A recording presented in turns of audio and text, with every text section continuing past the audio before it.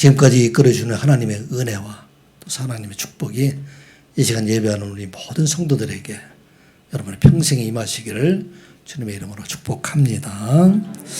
이 땅에 참 재난도 많고 전쟁도 지진도 많이 있는 이런 상황 가운데 우리가 생명을 지켜주고 가정을 지켜주셨다는 것에 대해서 감사하긴 하지만, 그런데 그 감사함이 함께하지 못한 사람들로 인해서 참 마음이 아프지 않을 수 없습니다. 하나님의 은혜와 또 하나님의 섭리하심이 지금 재난을 당하고 있는 그곳에도 함께 해주시고, 또 전쟁으로 어려움을 당하고 있는 그곳에서도 함께 하셔서 하나님의 위로하심 뿐만 아니라 속히 그 땅에 평화가 임하고, 또 지금 재난으로 인해서 많은 사람이 어려움을 당하고 있는데 한 영혼이라도 한 사람이라도 또 구원받기를 하나님 앞에 기도하는 그런 시간이 되셨으면 합니다. 오늘 우리가 지키게 된 맥추감사절, 맥추감사절이 되면 여러분들에게 유대인들이 지키는 그런 맥추절과 우리가 지키는 맥추절과 다소 좀 차이가 있다, 이 말씀을 드립니다. 왜냐하면 밀과 보리로 그 추수하는 것을 가지고 하나님 앞에 예배를 드리는 것은 동일한 의미를 가지고 있지만, 그런데 이 유대인들의 추수 기간들은 우리가 추수하는 기간보다 약 1개월 이상 빠르게 지금 지나가고 있습니다. 그래서 아마 유대인들이 생각하는 맥추절은 지금 5월달이나 또 4월 말 이때쯤이 되는데, 우리가 지키는 맥추절은 우리 맥추 추수감사는 대개 보리 밀 추수 기간이 6월달부터 7월달에 거쳐져 있고, 또 지금의 많은 사람들은 농사하는 사람들보다는 또 직장생활을 많이 하는 사람들이 있기 때문에 6개월 동안을 마감하고 그 하나님 앞에 지난 달을 돌아보며 감사하는 그런 예배를 드리게 됩니다. 맥추하게 되면 보리를 생각하는데, 보리밭 하게 되면 여기 있는 40대 미만인 사람들, 30대 40대에 있는 사람들은 보리밭에 대한 그런 어떤 감흥이라고 할까 생각들이 잘 느끼지 않으리라고 생각이 됩니다. 그런데 아마 50대 이상 되시는 분, 그분들은 이 보리밭 하게 되면은 고향 생각도 나고 또 푸근한 그런 마음이 우리들에게 임하게 됩니다. 요즘은 사실은 보리밭을 구경하기 참 어렵습니다. 또 도의제나 이런 데 보면 보리밭 몇 개 이렇게 심어놓은 정도 되지만 그렇게 익은 보리밭을 볼 수가 없는데, 60년대, 70년대까지만 하더라도 그때는 쌀과 함께 주식이 보리쌀이었어요. 그래서 쌀밥은 사실은 이렇게 어렵게 사는 사람들이 구경하기 힘들고 대부분 보리밥을 많이 먹던 그런 때를 살아가게 됩니다. 가을에 벼 추수를 해가지고 쌀밥을 먹기를 시작하지만 대개 초봄이 되면, 겨울이 지나게 되면, 봄이 시작되면은 아마 집집마다 보리쌀도 떨어지는 집들도 많이 있고 쌀도 많이 떨어지는 집들이 많이 있어서, 여기에 사실 어른들은 그때 되게 쌀과 보리보다도 감자도 먹고 또 강냉이도 먹고, 또 봄이 되어서 그것마저 먹기 힘들 때가 되면 이제는 산과 들에 있던 많은 나물들을 뜯어서 이렇게 먹던 때가 있었습니다. 그러면 냉이라든지 칠경이라든지 고사리라든지 우리 어렸을 때 심지어는 무궁화 이파리, 그것들도 잎들도 이렇게 따다가 먹었던 때가 있었습니다. 그 당시에는 이제 산과 들과 모든 것들이 사실은 다 먹을 수 있는 그런 때, 캐서 먹어야 되는 그런 때이고, 여러분은 잘 모르지만 우리 어렸을 땐 진달래도 먹고 그다음에 아카시아 꽃도 이렇게 따서 먹던 그런 때가 있었습니다. 그때의 이 누런 보리밭, 이것은 그 당시에 어려움을 당하고 굶주린 사람들에게 사실은 큰 희망이 되었던 것을 우리가 보게 됩니다. 춘궁기가 되어서 더 이상 먹을 것이 없게 되고 또 곡식이 나오기 힘들 그때는 이 보리가 이상이 나와가지고 채 익기도 전에 먹을것이 다 떨어져가지고 그 아직 익지 않은 보리를 베어다가 그것을 이게 솥에다 찧어서 그걸 억지로 익혀서 먹었던 그런 때가 있었던 것을 우리가 보게 됩니다. 그때 이 보리에 대한 그 감사함, 그때 여러분들이 하나님을 믿지 않는 사람들이 많이 있었기 때문에 이 보리를 통해서 우리가 주신 그 하나님의 은혜가 얼마나 큰 건지에 대해서 느끼지 못했지만 오늘 이 맥주절 감사 예배를 준비하면서 이 보리를 통해서 우리에게 새로운 양식을 주신 우리 하나님 앞에 참 감사하다. 지금까지 우리를 여기까지 이끌어 주신 분이 바로 그 하나님의 은혜이다 하는 생각을 가지게 됩니다. 그래서 여러분들이 지금 먹고 사는 일들에 대해서 우리가 큰 걱정이 없지만 사실은 여기 50대 이상 되는 사람분들은 그 당시에 먹는 것 자체가 참 어려움이 있었기 때문에 이 맥주 감사의 의미는 사실은 생명과 같은 그런 큰 의미가 있었다 하는 것을 깨닫게 됩니다. 출애굽한 이스라엘 백성들, 이 이스라엘 백성들을 하나님께서 시내산까지 이끌어 오시면서 시내산에서 그들과 하나님 백성 언약을 맺게 됩니다. 그 언약을 맺으면서 그들에게 이스라엘 백성들이 가나안 땅에 들어가서 지켜야 될 계명과 그들이 하나님께 드릴 그런 제사들과 함께 그들에게 여러 가지 절기들을 그렇게 가르쳐 주시게 됩니다. 우리로 얘기하면 명절과 같은 그런 것들이 되죠. 이 절기를 가르쳐 주신 그 이유는 이스라엘을 구원하신 분이 바로 여호와 하나님이시다 하는 것을 잊지 않고 때가 되면 1년에 정해진 그 기간에 또 매주 정해지는 기간에 그 하나님을 기억하고 하나님 앞에 예배하라 하는 것을 그들에게 가르쳐주고 또 그들이 이제는 광야 생활 40년을 끝내고 가나안 땅에 들어가게 될 때에 그들에게 이 곡식을 주신 분들은 가나안 땅 사람들이 섬기고 있던 바알이나 아세라가 아니라 이 모든 것을 주신 분이 바로 여호와 하나님이시다 하는 것을 알게 해주시기 위해서 그들에게 여러 가지 그 절기와 또 이런 때를 그들에게 허락해 주십니다. 이러한 절기에 대한 기록이 모세 오경에 보면 곳곳에 많이 등장을 하게 됩니다. 이 절기가 여러 가지 절기가 있는데 그 절기를 가장 잘 설명하고 있는 그 말씀이 레위기 그 내용을 보게 되면은 그 절기가 8가지가 이렇게 기록이 되어 있습니다. 이스라엘 백성들에게 첫 번째 주었던 절기는 어떤 절기냐면 그들에게 안식일을 지키라 말하고 있습니다. 절기는 대개의 경우 1년에 한 번 지키는 것들이 대개 절기인데 이 안식일을 통해서 매 일주일마다 하나님을 기억하고 하나님 앞에 예배하는 자가 되라. 첫 번째 이스라엘 백성들에게 주었던 절기는 안식일이었었습니다. 레위기 23장 3절에 이렇게 기록이 되어 있습니다. 우리 한번 읽어보겠습니다. 시작. 엿새 동안은 일할 것이요 일곱째 날은 쉴 안식일이니 성회의 날이라. 너희는 아무 일도 하지 말라. 이는 너희가 거주하는 각 처에서 지킬 여호와의 안식일이니라. 아멘. 이스라엘 백성 첫 번째 준절기는 안식일을 지키라. 그런데 이 안식일을 지키기 위해서 사실 먼저 해야 될 일들이 있어요. 어떤 일일까요? 앞에 엿새 동안은 일할 것이요. 안식일을 지킬 수 있는 사람 어떤 사람인가? 엿새 동안 열심히 일한 사람.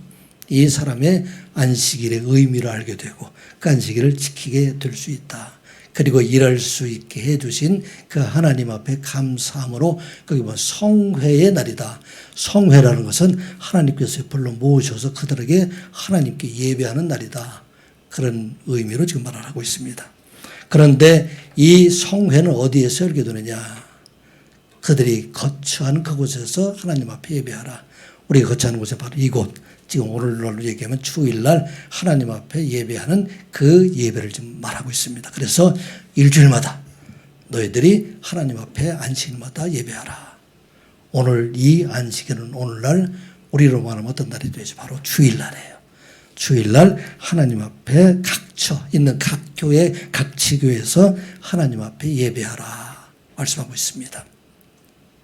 두 번째 이스라엘 백성들에게 준 절기는 어떤 절기냐면 6월절이라는 절기를 그들에게 주셨습니다. 6월절이라는 것은 이스라엘 백성들이 애굽에서 그들이 해방되어서 출애굽한 그 달의 14흘째 그 저녁을 6월절로 지키라 말씀하고 있습니다. 6월절 어떤 날이죠? 이스라엘 백성들이 애굽에서 노예 생활할 때 바로와 그 이스라엘 애굽 백성들이 나가지 못하게 했을 때 마지막 재앙을 내렸던 것이 그 땅에 있는 모든 장자들, 사람으로부터 짐승까지 모든 장자들을 다 하나님께서 그들을 치실 때, 특별히 문 인방과 설주에 어린 양의 피를 바른 그 집은 넘어갔다 하는 날이 바로 유월절입니다. 그날 어떤 날이죠? 애국의 모든 사람들이 다 죽음을 당하는 날, 어린 양의 피가 있는 그 집은 구원받은 그날. 그래서 그날이 바로 이스라엘 백성들이 출애굽한 그날을 기념하라. 그 말씀이 출애굽기 12장 13절부터 14절까지 말씀입니다. 같이 보겠습니다. 시작.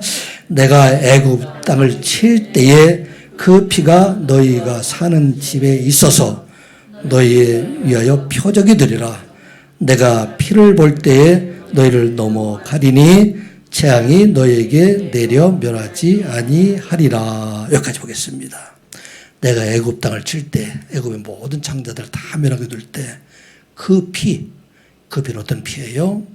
어린 양의 피가 있는 그 집, 그 집을 내가 넘어가게 될 것이다. 영어로 그렇게 되죠. When I see the blood, 내가 그 피를 보게 될 때 I will pass over. 이 pass over라는 것이 바로 유월절이라는 얘기입니다.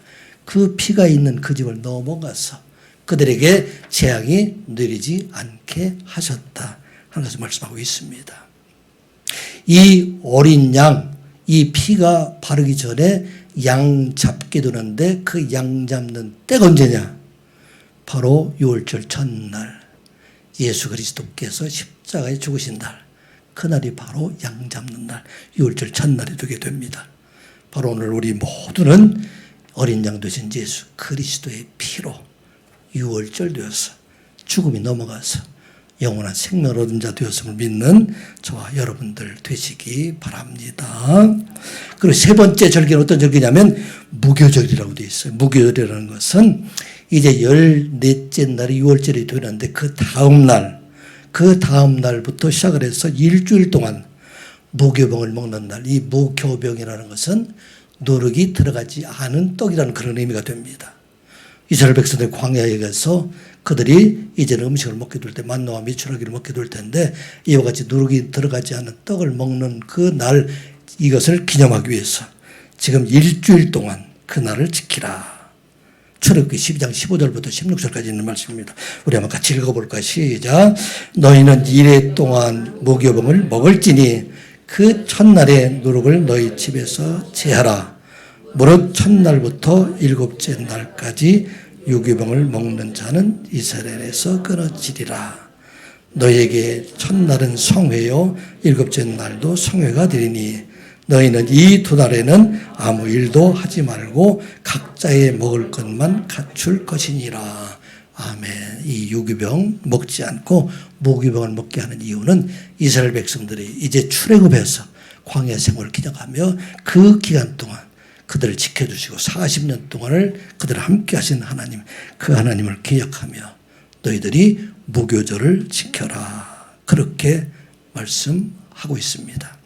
그리고 이스라엘 백성들이 출애굽을 하면서 그들에게 지키라고 절기를 만들어 주신 것은 어떤 절기일까요? 유월절과 무교절을 그들에게 주시고 이제 이스라엘 백성들이 애굽 땅에 들어가서 이제는 지금까지 광야에서 목축 사업을 하던 그들이 이제는 애굽 땅에 들어가서 농사를 짓게 될 텐데 그 농사를 짓는 것 중에 첫 번째 단을 하나님 앞에 드리라 하는 그 날이 바로 초실절입니다. 이 날은 언제이냐면 유월절 다음 날 무교절이 시작되는 그 날, 그날에 첫 번째 곡식단을 하나님 앞에 드려라. 이게 바로 초실절이라고 얘기를 합니다. 이 말씀은 레위기 23장 10절부터 11절, 14절까지 있는 말씀인데 한번 같이 한번 읽어보겠습니다. 시작. 이스라엘 자손에게 말하여 이르라.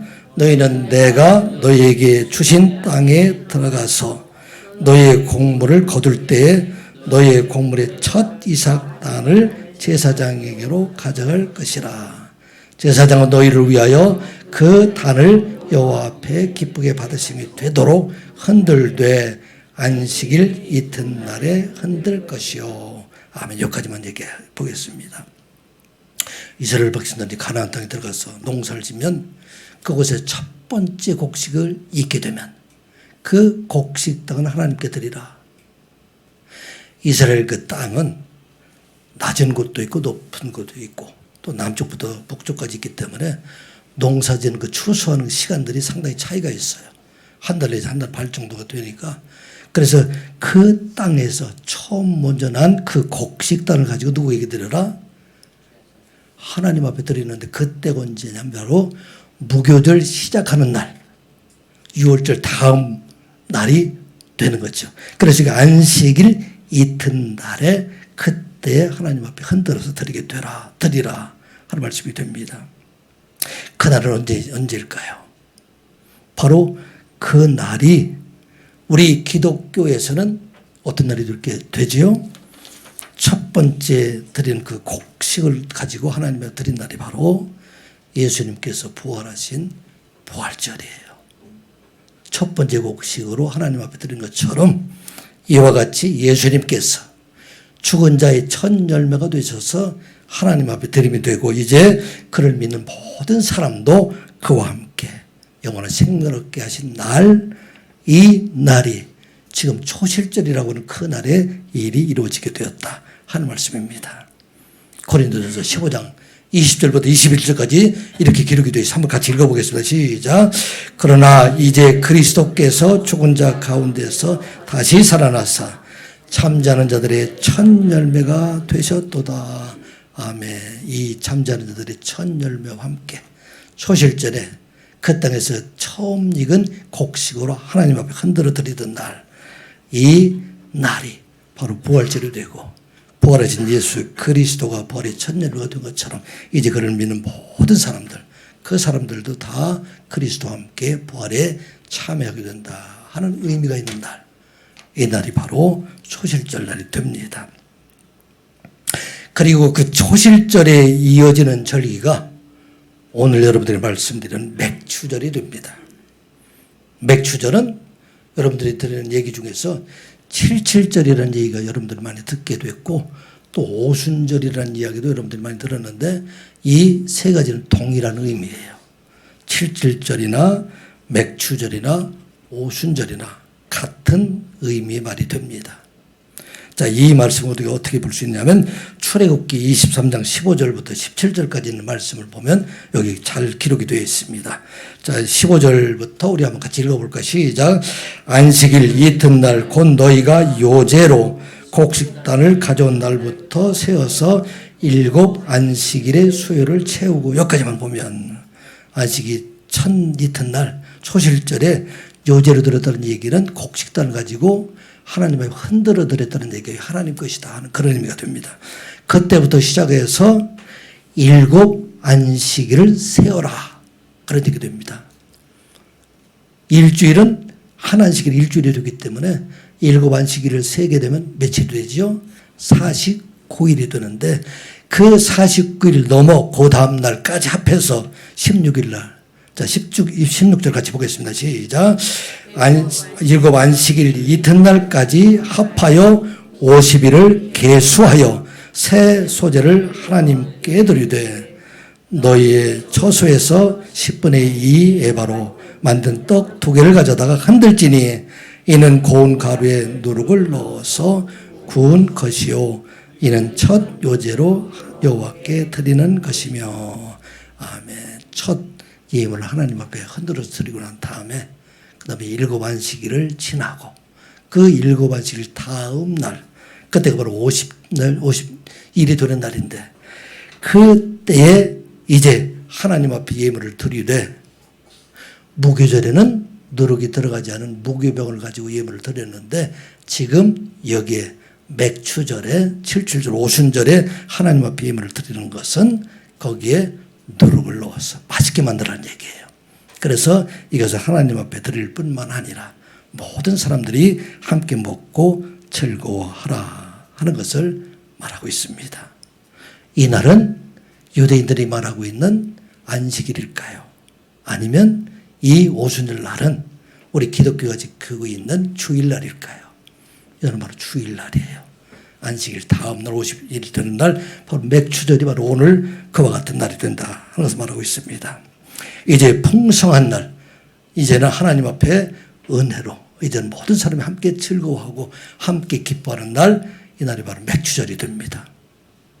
전에 무기절에는 떡에 누룩이 안 들어간 것을 먹었는데 이제는 떡에 누룩이 들어가고 이제 맛있는 것으로 하나님 앞에 예배하고 함께 있는 모든 사람들이 즐거워하는 절기, 그 절기가 바로 맥추절 오순절이 됩니다. 이 날은 기독교, 특별히 가신교회는 어떤 날이 될까요? 이 날이 바로 오순절 성령 강림절이 됩니다. 그래서 그 오순절 날 이제 예수 그리스도가 부활하셔서 하늘에 올라가셨던 예수님께서 다시 세상에 오신 날, 그 날이 바로 성령 강림절, 그 날이 됩니다. 이 말씀이 사도행전 2장 1절에 있는 말씀이 됩니다. 우리 한번 같이 읽어보겠습니다. 시작. 오순절 날이 이름에 이미 그들이 다 같이 한 곳에 모였더니, 여기까지 보면 언제예요? 오순절 날. 모든 사람들이 기쁨을 하나님 앞에 예배를 드렸던, 누룩이나 떡을 먹던 그 날에 지금 성령이 이스라엘 백성들, 특별히 이 제자들이 임한 그곳에 임하게 되었다. 그래서 어떤 일이 일어났습니까? 자, 2절, 3절, 4절 말씀 같이 보겠습니다. 시작. 호련히 하늘로부터 급하고 강한 바람 같은 소리가 있어 그들이 앉은 온 집에 가득하며 마치 불의 혀처럼 갈라지는 것들이 그들에게 보여 각 사람 위에 하나씩 임하여 있더니 그들이 다 성령의 충만함을 받고 성령의 말하게 하심을 따라 다른 언어들로 말하기 시작하니라. 아멘. 예수 그리스도께서 부활의 첫 열매가 되셨는데 이제 그 예수 그리스도께서 하늘에 오르셨다가 성령으로 다시 임하셨어.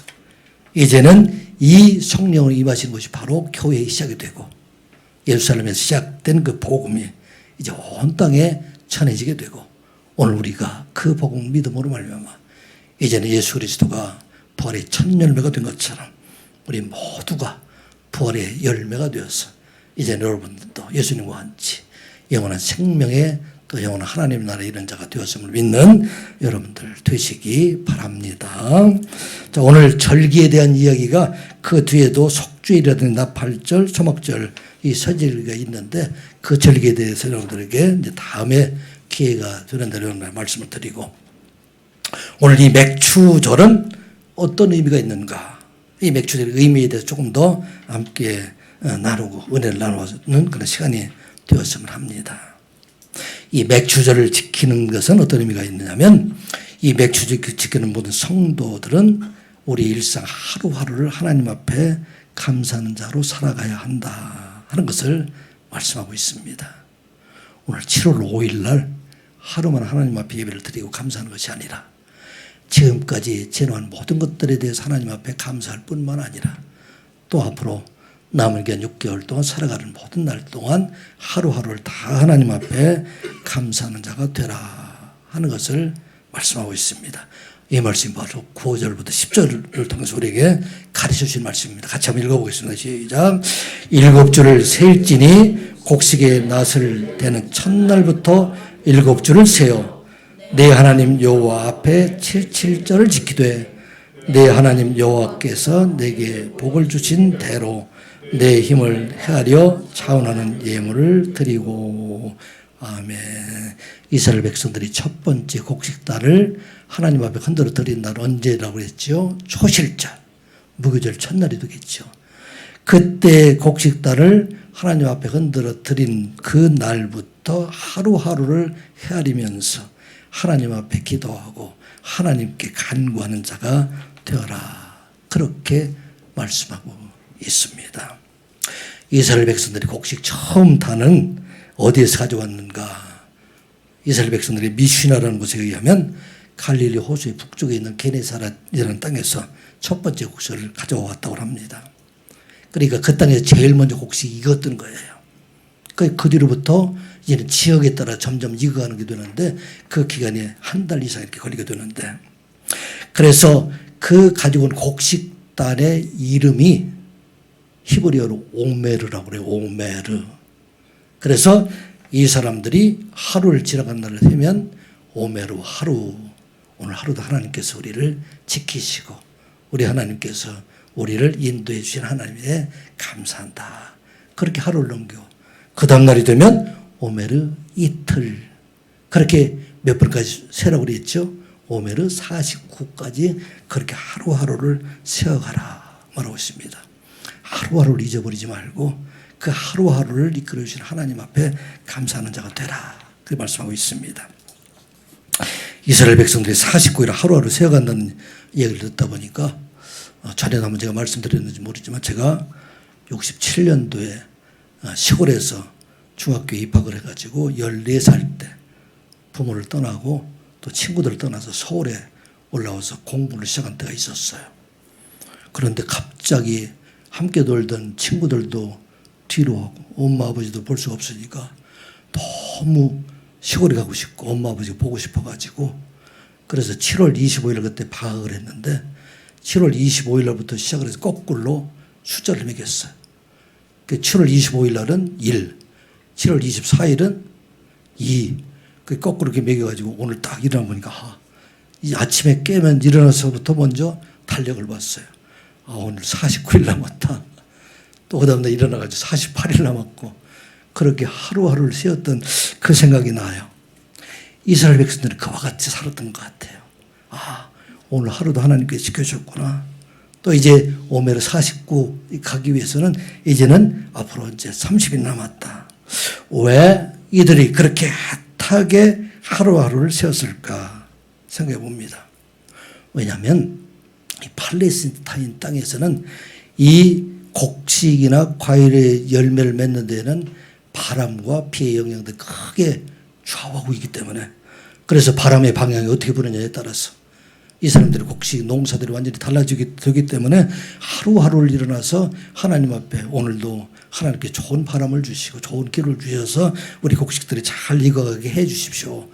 그렇게 간절한 마음으로 그렇게 하루하루를 지내게 됩니다. 어떤 일이냐면 이들의 주 곡식은 밀과 보리예요.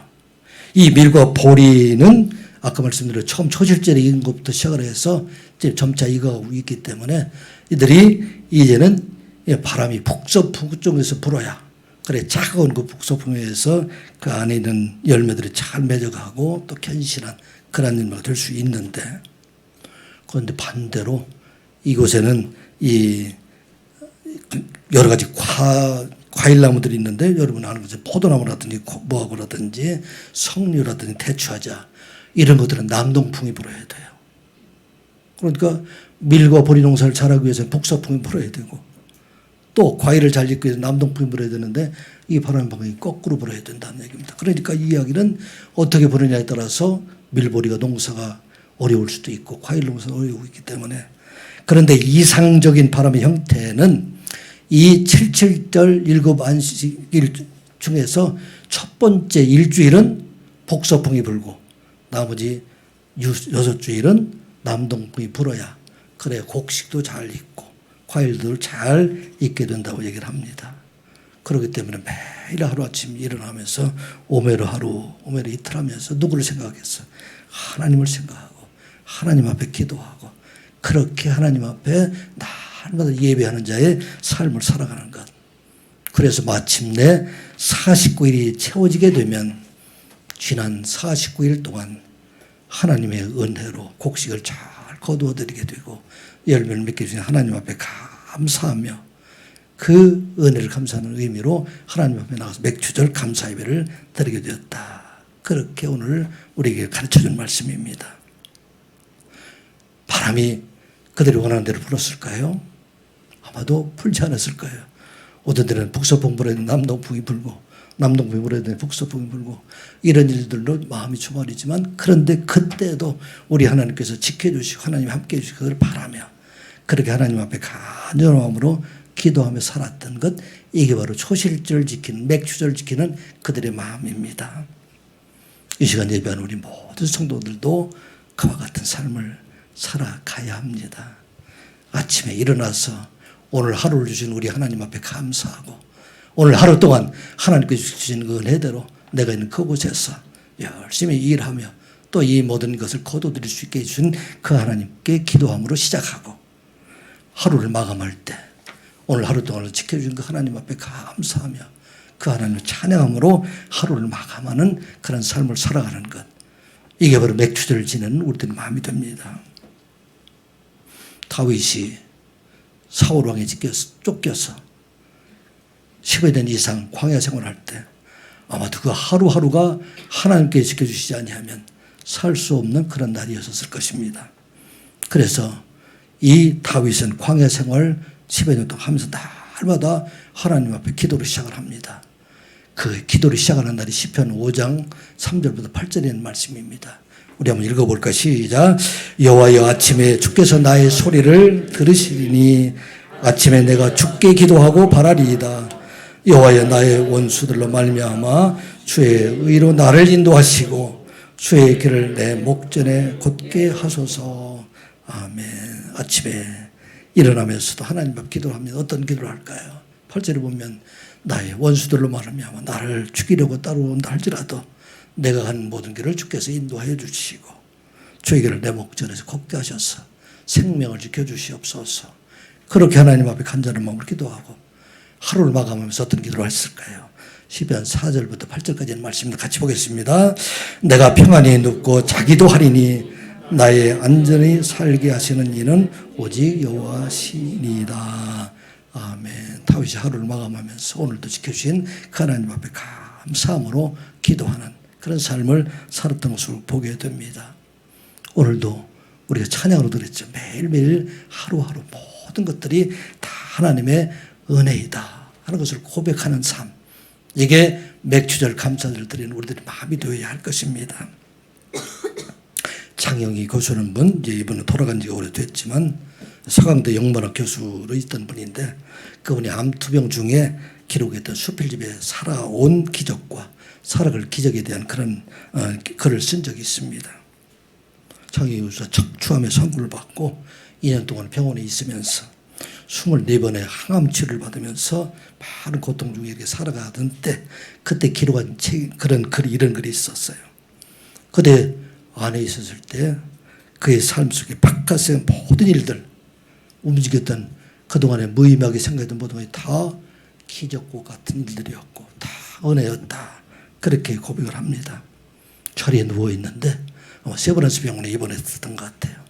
옆에 연고전으로 인해서 많은 사람들이 함성 소리를 막 듣게 될 때 그 안에 생각하기를, 야, 생명의 소리가 들리는구나, 살아있는 그런 소리가 들리는구나, 그렇게 생각하고 또 창밖에 파란 하늘을 보게 되니까 이 세상이 참으로 신비한 하나님의 세상이다, 그렇게 생각하게 되고, 지난날 자기가 늦게 일어나서 허둥지둥대면서 학교에 들어가서 아이들을 가르쳤던 그 일들, 어떻게 보면 다람쥐 쳇바퀴처럼 돌아갔던 그 하루하루가 돌아보니까 다 은혜였고 하나님의 은혜였고 또 이 모든 것이 다 기적과 같은 날들이다.